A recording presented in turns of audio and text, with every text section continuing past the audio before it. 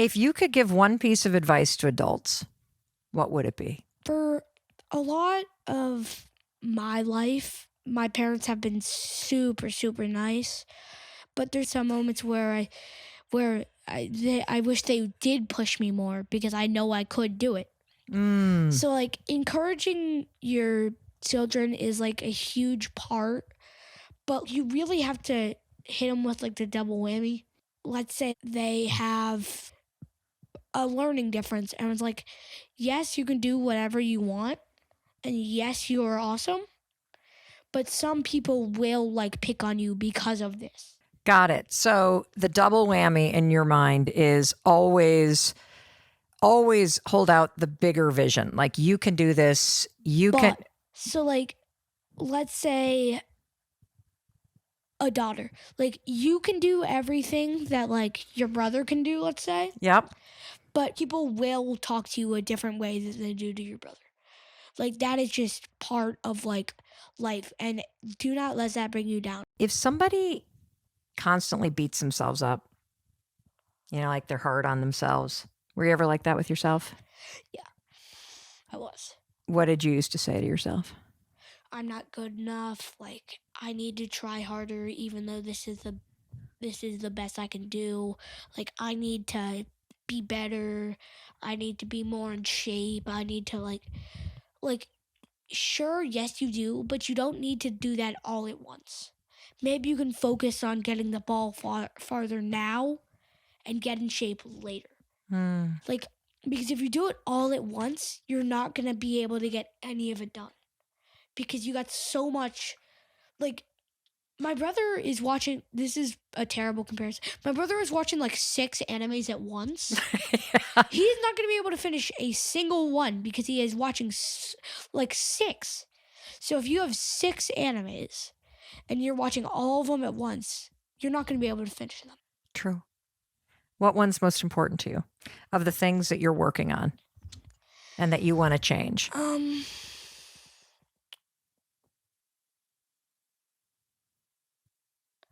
Honestly, I have lied a lot in the past. Oh, me too. Like because I thought it made me cooler. It didn't. It didn't at all. So I'm trying to tell people the truth more and stuff. And like I'm trying to correct what I have done wrong in the past. I think that is so brave and really inspiring. Thank you. What advice would you give, let's say, to Kendall, who's launching her singer-songwriter career, and she'll put out a song and it does really well, and then she puts out a song and it doesn't do as well, and then she puts out another song and it does really well, and it's the ups and downs. Like, what would you say? If you have an up and then you have a down, you know that you can do ups. Because like if you've done it before, you can do it again. Like that's what I say to myself. Like if I have thrown a MacBook 60 yards and I keep practicing, Yes. I might get farther, but I will not go lower. Gotcha. So you can do it again. You can do it again. Got it. I love that. What have you learned recently that you wish everyone would know? Life isn't fair. I mean, because if life was fair, everybody would have the same birthday, everybody would be the same age, would die at the same time, everything would be the same. That's right. And that isn't fun, is it? Because like then if you walk up to a person and you say, "What do you like?" I mean, sure, they'll like all the same things as you, but you need differences to be friends. Because then like you need to draw in something new. So how do you deal with those moments? Because it's right, life isn't fair.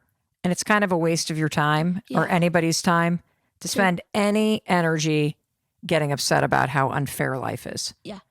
So how do you deal with those moments, though, when your brother gets something and you don't, or when someone else seems to have it easier and you struggle with dysgraphia, or somebody has more money than you do, or they're better at baseball than you are? How do you deal with those things that are like unfair? it's part of life. And like, you can't yes, you can practice baseball, but I can't unpractice like dysgraphia. So I have to like kind of just deal with it and like practice and practice and practice. And like, yes, that will be harder for me. And like I have to try almost because like that's part of my like lifestyle. I try my hardest and sometimes I'm not good enough and like that is fine. And like maybe if I keep trying I will be better, and then if I keep trying and I'm not good enough, then that's just kind of like, oh well, I can't do this. I cannot make a 3-point to save my life. Like that is just not me. So like, Do you think if you kept practicing, eventually you'd be able to do it? yes. I've never wanted to be a 3-point shooter. Like people are like, "Oh, I want to be like Steph Curry." Like I'm not aiming for the high, like the really high. I'm aiming for what's good enough. Because if people was going to like go for the really high road, like yes, you probably can do it. Yes, it will be a lot harder. But if that's a lot harder, you're more likely to give up. Oh, Because like if you keep doing it and it's so hard, then you're just going to eventually like decide to just give up. yes. If I am listening and hearing you correctly, if what you want to do is be Steph Curry and you want to just drop the 3-pointers all day long and you want to spend 10,000 hours working on the 3-point Yeah. shot and you want to be the best in the world, if you never stop, eventually You will do it. You will do it. But for most of us, if we aim too high, we quit too soon. Exactly. And so your philosophy is to shoot for good enough and you said my lifestyle is to try. What does that mean? Like I try never to not try. Like I always try to try. Why is trying? Because some people are like, if they really don't want to do something, they don't try. But even if I don't want to do something, I still try to do it and see, oh, I'm actually good at this. And then maybe if I'm good at it, I'll like it. Mm-hmm. But like if I really suck at basketball, Yep. I wouldn't like it because I'm terrible at it. Well, I think that's an interesting thing that most adults don't realize about video games. That a lot of kids and people play them, Yeah. you, Oakley, because you're good at them.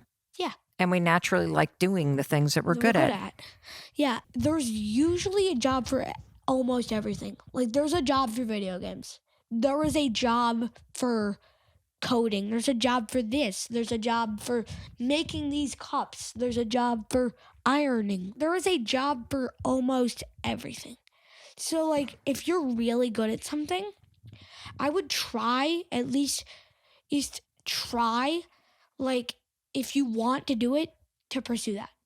And if that doesn't work out, try to almost, like, if you're not the best at this thing, but you can do it, take a thing that you're like lesser good at and then keep doing that cycle, and like finally you get to something you're terrible at, keep trying and trying, and now you have the momentum to say, I can do this. You know what, Elton, you just described my career. I literally started my career as a lawyer. That's what I used to do. And then I changed because I didn't like that. And I went and I worked in the startup business. And then I didn't like that. And I went and did something else. And then I didn't like that. And I went and did something else. And like 19 job changes later, I combined them all. And now I host this podcast. And, funny thing about dyslexia, I don't write my books, I dictate them. And then I edit on paper. I can't like write or type out my thoughts. I have to like speak them. This show is in 194 countries. And there's so many. I know. That's a lot. That's a lot of countries. And there's so many people that listen to this show and then send episodes to people that they love. Yeah. First, I want you to talk to the adults. And what do you want them to know if they think that there is a kid in their life, whether it's a child or a niece or a nephew or somebody that's in their class that just seems really sad or seems like they're not themselves. What do you want adults to know, and what do you think adults should do if they're worried about someone? Because you've been in a situation where you were Yes. sad.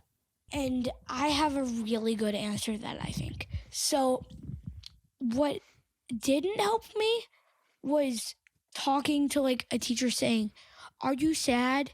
Like, you don't want to admit that in front of the entire class because, like, how does that feel? Like, it doesn't feel good.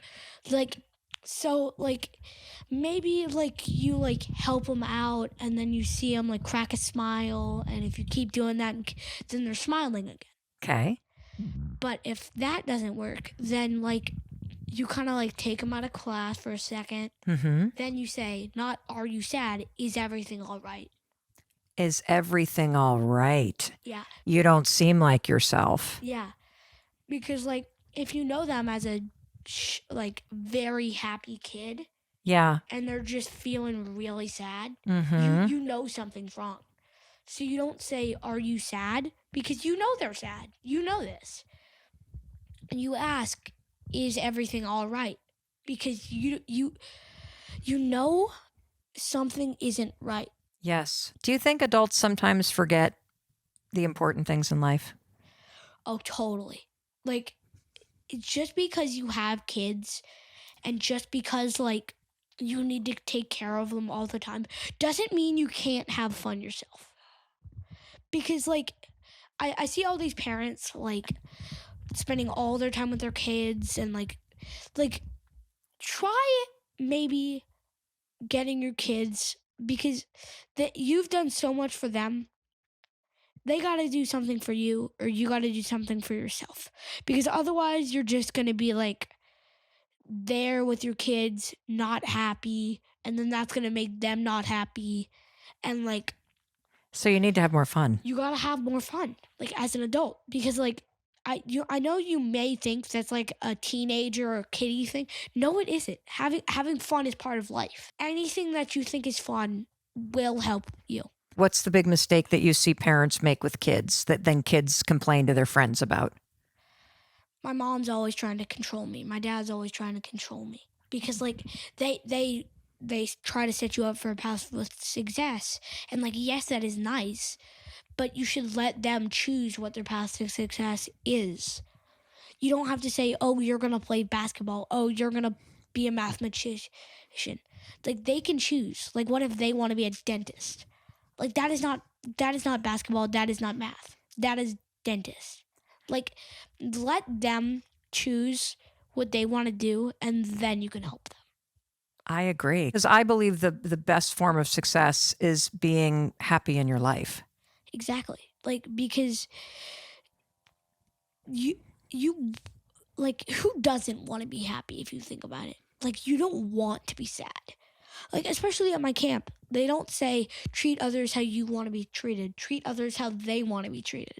If you love to be tickled, like you I don't like to be tickled. exactly. Do you like to be tickled? No. Yeah, me either. Like, if my mom loves to be tickled, like she wouldn't tickle me, because treat others how they want to be treated.